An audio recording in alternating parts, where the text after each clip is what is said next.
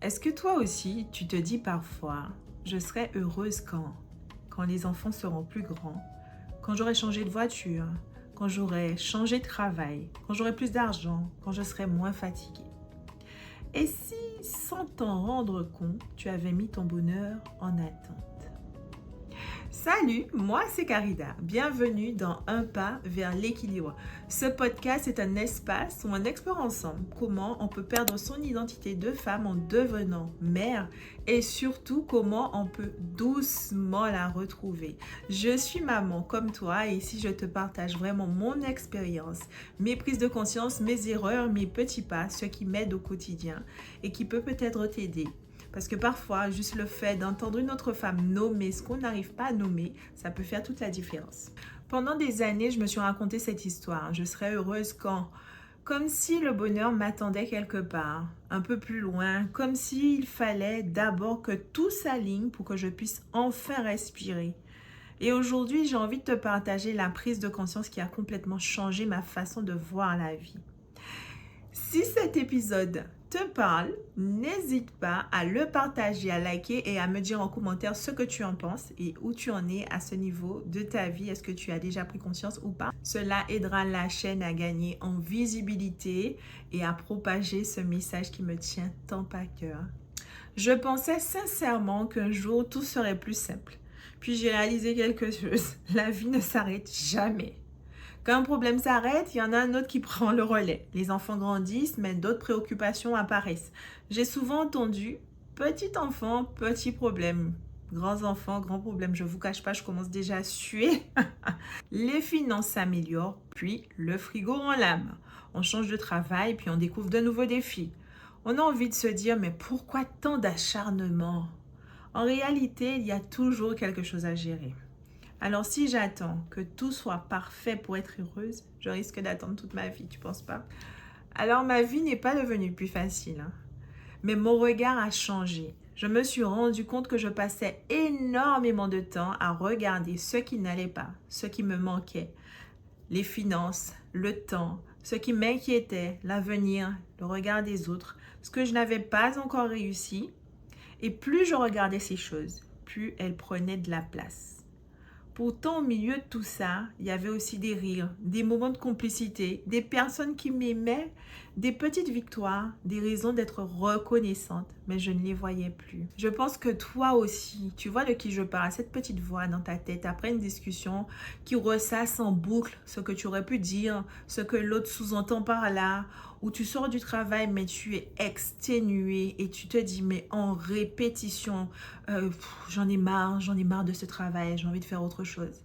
Et c'est pour cette raison que le dimanche soir, tu as ce mal de ventre, tu as le nœud au ventre parce que tu redoutes déjà, parce que tu t'es fait toute une histoire, tu t'es répété. Alors je ne dis pas que ça se passe pas effectivement comme tu le voudrais au travail, mais c'est simplement le regard qu'on porte sur les choses, à se focaliser dessus.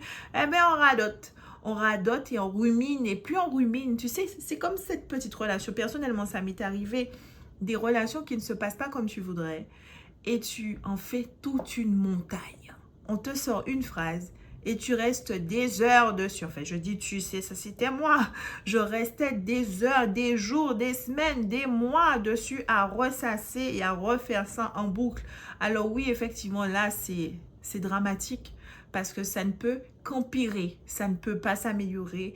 Plus tu es focalisé sur ce qui ne va pas, plus ça va prendre de l'ampleur. Et c'est exactement pour les mêmes raisons que quand tu commences à apprécier les moments de qualité que tu passes, des moments très simples, hein. Tu es posé avec tes enfants, avec ta famille, en train de manger une glace, vous délirez, vous rigolez, vous tapez des barres, une soirée jeu avec des amis, rien d'extraordinaire, mais ces moments-là, tellement bénéfiques, tellement gratifiants, il faut en être reconnaissant. Et j'ai appris à le faire, et sincèrement, ces moments-là se multiplient et j'en profite d'autant plus. Il y a vraiment cette phrase qui est devenue une boussole pour moi. Ce que tu arroses finit par pousser. Si chaque jour j'arrose mes peurs, elles grandissent. Si j'arrose mes inquiétudes, elles prennent toute la place. Si j'arrose la culpabilité, elle finit par colorer toute ma vie. Mais si je décide d'arroser la gratitude, la foi, les relations qui me font du bien, les petits moments de joie, alors ce sont eux qui commencent à grandir. Et c'est là que j'ai compris quelque chose. Je ne choisis pas toujours ce qui arrive dans ma vie. En revanche, je peux choisir ce à quoi je donne de la place dans ma vie. Sincèrement, une fois que tu as conscience de quelque chose, tu verras qu'elle prend beaucoup plus de place et qu'elle est présente plus souvent. Prends l'exemple de la voiture que tu viens d'acheter. Un modèle que tu n'avais jamais vu ou que tu n'as pas encore acheté mais que tu projettes d'acheter. Tu viens de la découvrir chez le concessionnaire et là, tu sors de là, cette voiture que tu n'avais jamais vue, tu en croises à tous les ronds-points. Chaque rond-point, il y en voit-il différentes couleurs ou des fois de la même couleur. Simplement parce que tu l'as observé, que tu en as pris conscience, et bien maintenant tu la vois partout. Elle a toujours été là, elle a toujours circulé. Il n'y en a pas soudainement plus parce que tu sors de la concession. Elles étaient toujours là, c'est que tu ne les voyais pas. C'est exactement la même chose pour ces moments de joie, ces moments de qualité, les choses, les bénéfices de ta vie, les bénédictions que tu as au quotidien dans ta vie. Apprendre à rendre grâce, apprendre à être reconnaissant, cultiver la gratitude. Alors, je sais que c'est très difficile à faire au début, mais je te l'affirme, on commence petit, on ne fait rien du jour au lendemain. Ça commence petit, tous les jours.